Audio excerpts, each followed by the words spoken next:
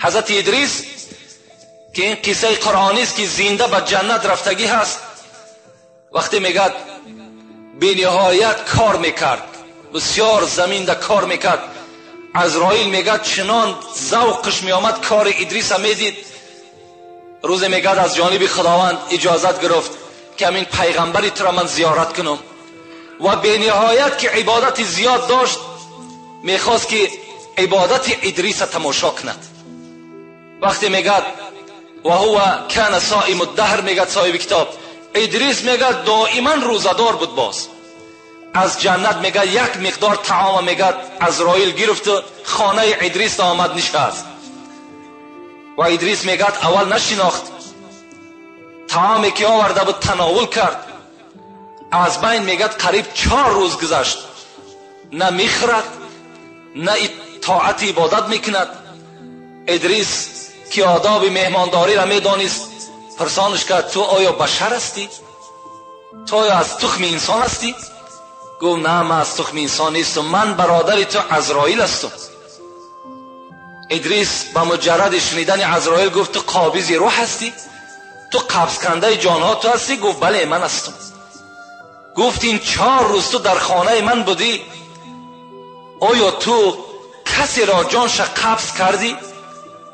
میگه حضرت گفتند ارواح الخلق عندی کالمائده اتناولها کما تتناول اللقمه.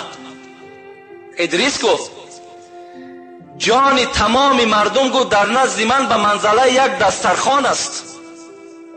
چگونه که از هر جاش تو یک لقمه را میگیری میخوری، این جان تمام مردم در روی دسترخوان است در نزد من. کدامش تا که امر شد همون زمان میگیرم. تا امروز چندین هزار جانش گرفتیم.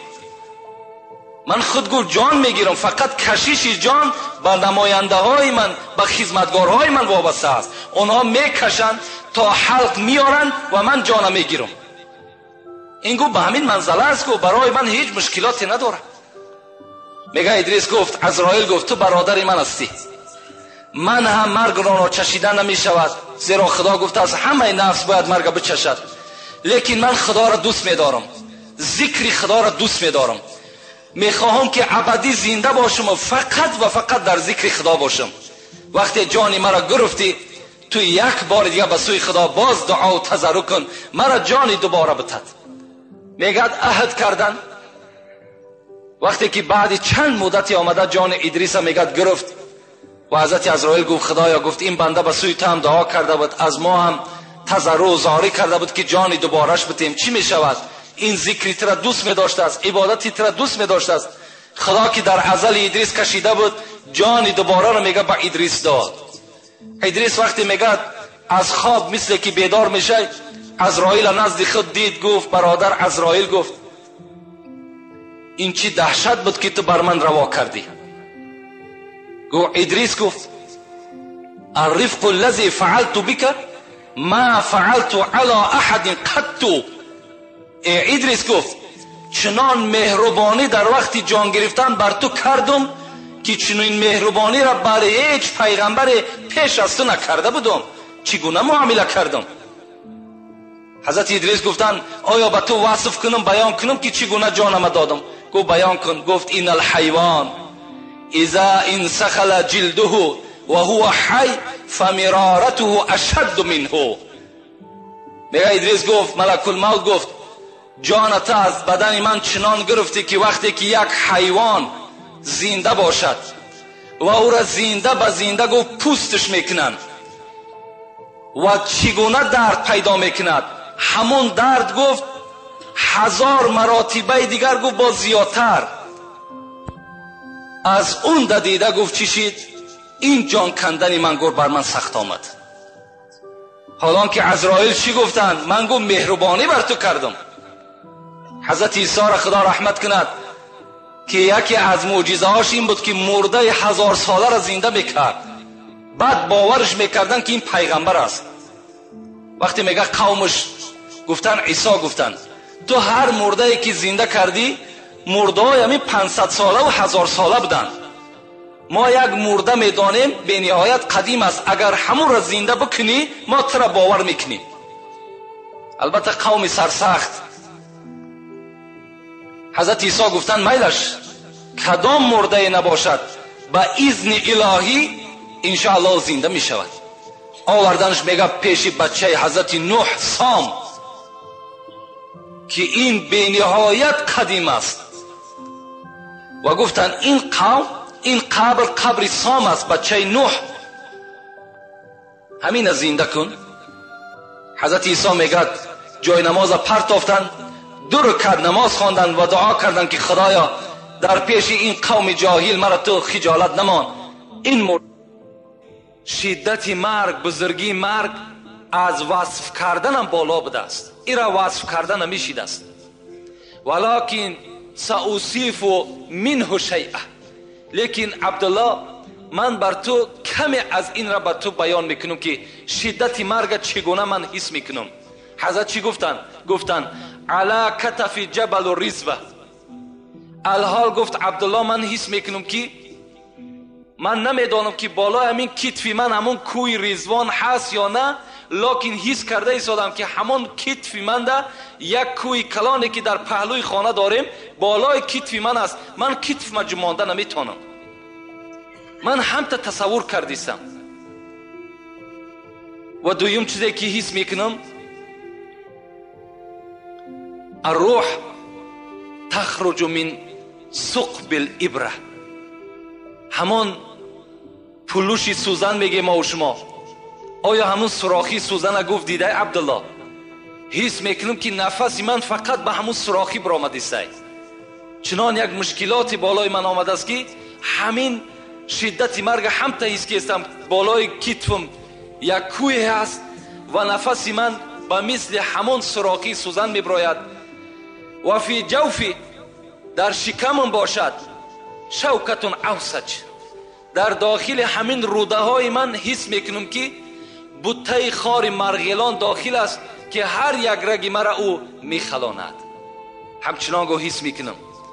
و دیگر وصفی که بر تو کنم گو عبدالله این است که من در همین زمینی که خوابم الحال زمین آسمان در بالای من نزدیک آمده است. فکر میکنم که بین این الحال من جقیده میشم. آیا همته هست؟ عبدالله که میفهمید اینها یعنی الکی در بگیم یک خیالات این بنده، الکی در روح این بنده گذشته سای، خدا همته شدت مرگ به بنده همته ایشان میتد اگرچه چشم انسان او را نمیبیند. اینا البته شدت مرگ هستند، شدت موت هستند. مرگ البته آمدنی هست، در آمدن مرگ هیچ شک و شبهه‌ای نیست. شاعر عرب میگه الموت یأتی بغتة، مرگ ناگهان به سر بنده مؤمن می آید. مرگ پیشکی حجت ندارد، پیشکی یگان دستخط ندارد، یگان مکتوب روان نمی کند، بلکه ناگهان به بالای بنده چکار میکند؟ هجوم میکند. در هر حالت ما و شما البته تیار باشیم. چگونه ای که رسول اکرم پرسیدند من اکیس الناس، من اکرم الناس، زیرکترین مردم کی است؟ کی است؟ از همه زیرک، از همه چقان، از همه هوشیار کی است ای پیغمبر خدا؟ و کی است از همه دیده مکرمترین انسان در نزد خدا کیست؟ رسول اکرم چی گفت؟ گفتن من یذکر الموت،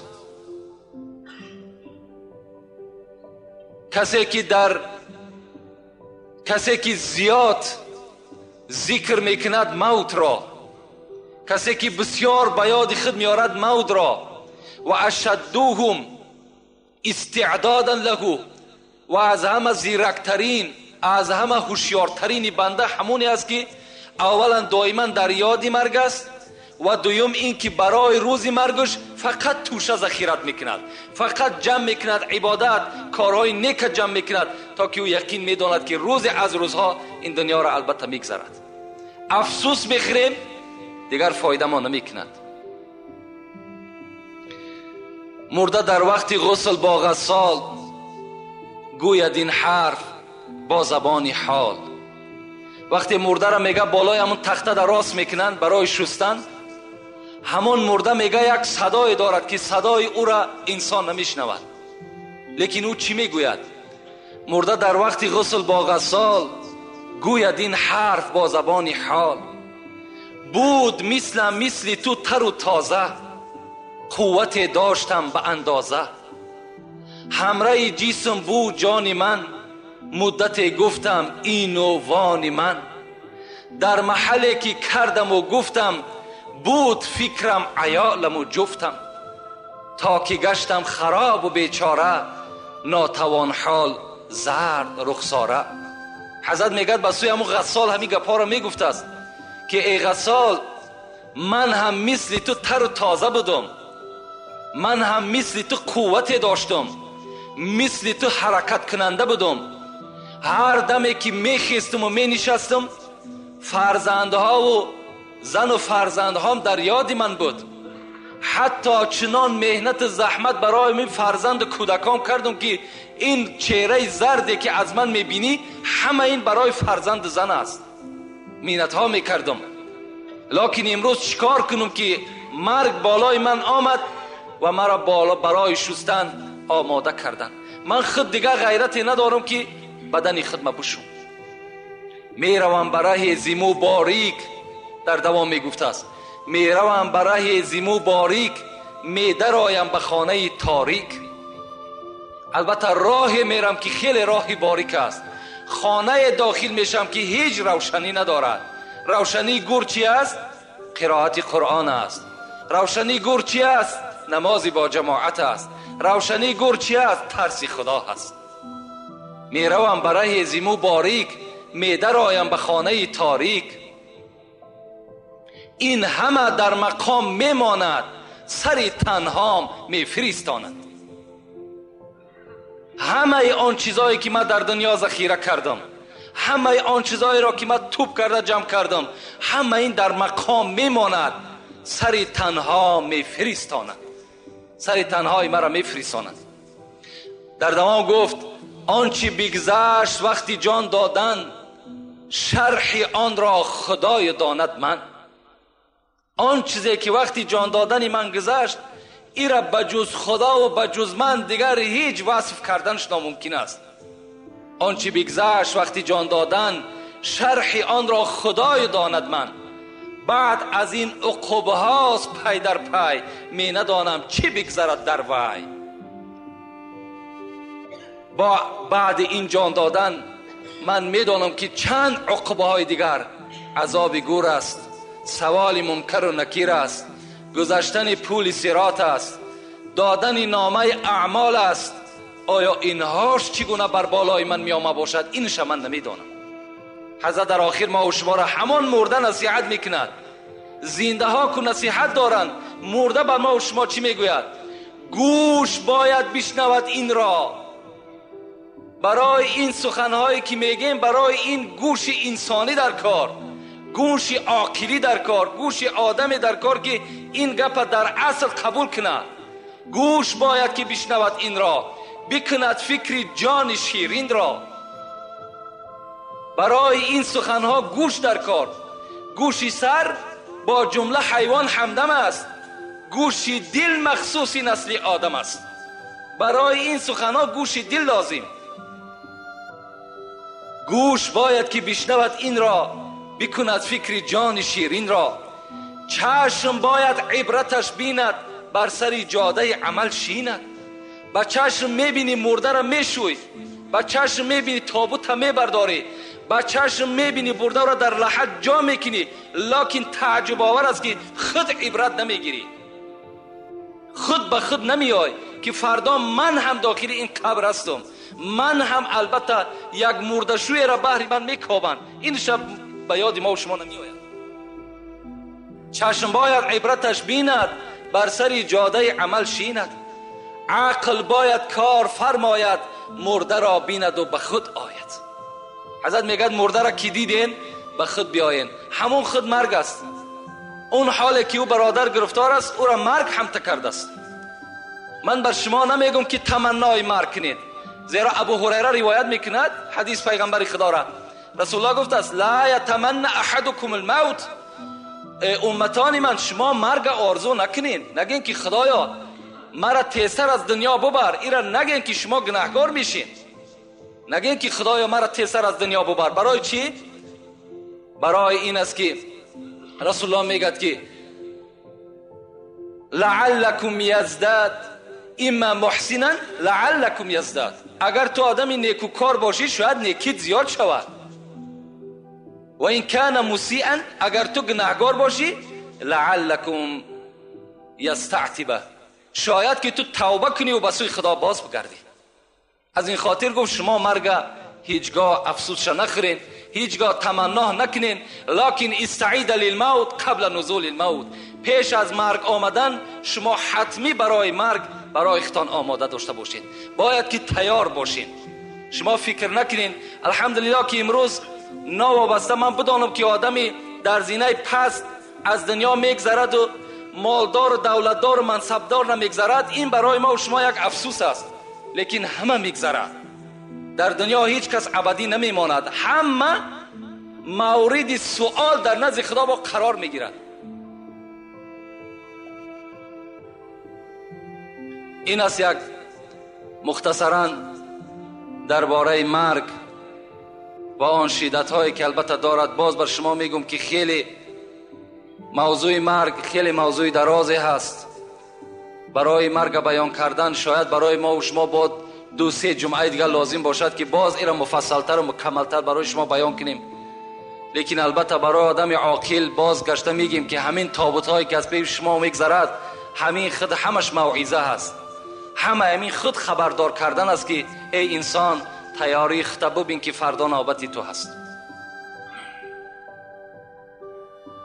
و آخر دعوانا ان الحمد لله رب العالمین. پروردگارا از ثواب و از اجرهایی که در این موعظه موجود است خدایا بر این گوش کننده ها و بر رسانه